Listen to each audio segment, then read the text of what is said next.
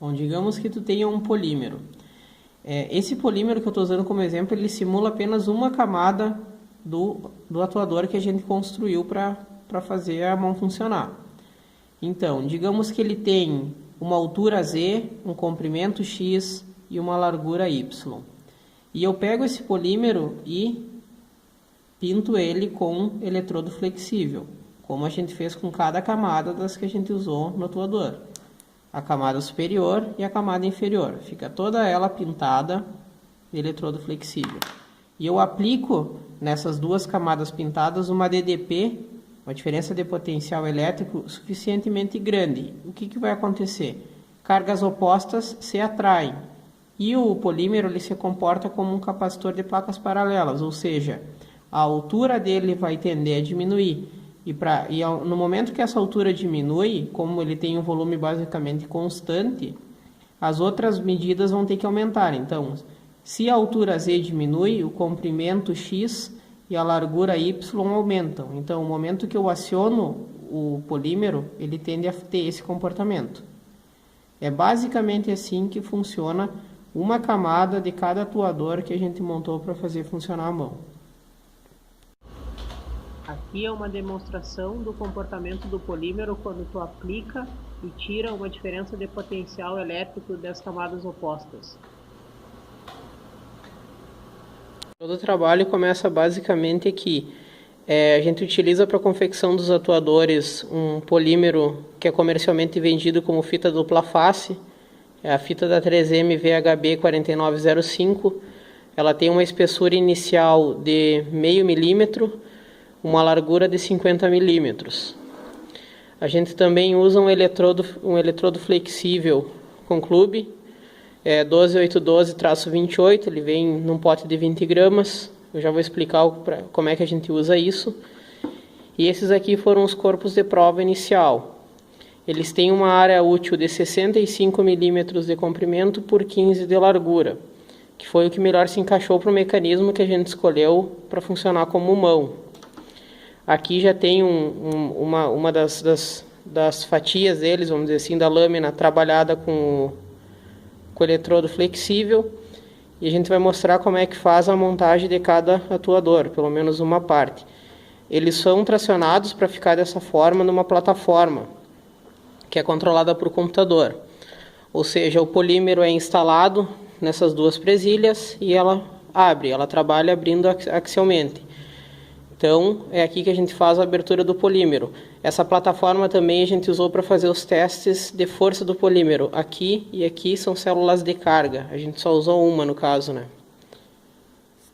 A montagem dos atuadores é feita dessa forma. Depois que foi espichado o atuador na plataforma, ele precisa de um tempo para homogeneizar a espessura em toda a face da lâmina.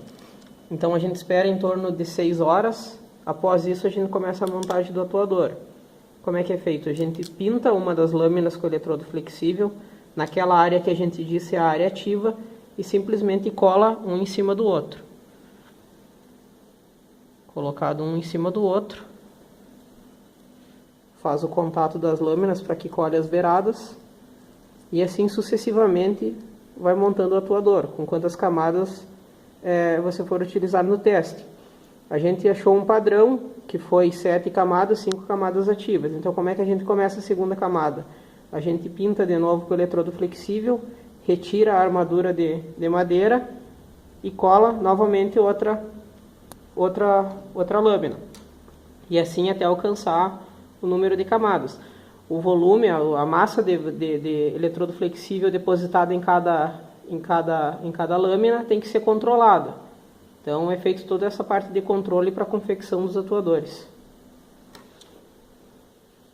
O mecanismo usado para simular a mão, né, ele fazia parte de um brinquedo infantil. A gente desmanchou, tirou o mecanismo original para que ele ficasse o mais flexível possível e conseguisse simular o comportamento dos dedos da mão como é de verdade. Por que foi optado isso aqui? Por que a gente optou por esse mecanismo? Pelo baixo custo. Ele é muito barato, realmente tem um tamanho parecido com o tamanho de uma mão humana, tem o funcionamento dos dedos, ou seja, o mecanismo do dedo é muito parecido com o mecanismo do dedo humano.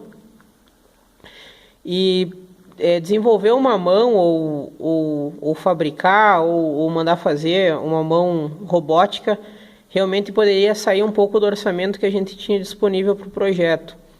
E nos poupou bastante tempo também pegar um mecanismo pronto. Mas qual é o problema? Qual é o defeito dela? Seria que ela não mexe o dedão.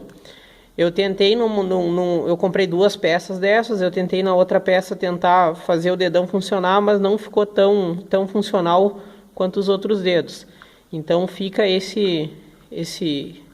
essa autocrítica que poderia ser melhorada no projeto. Toda a parte de controle de quanta tensão vai ser aplicada no atuador é feita pelo computador.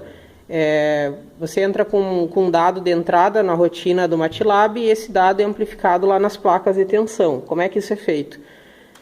Tu entra com um valor aqui, ou seja, quanto em tensão, por exemplo aqui, ó, quantos kilovolts quer ser aplicado no atuador. Esse sinal que sai do computador entra nesse módulo da National Instruments, que ele imprime um valor de 0 a 12 volts, que entra na placa amplificadora.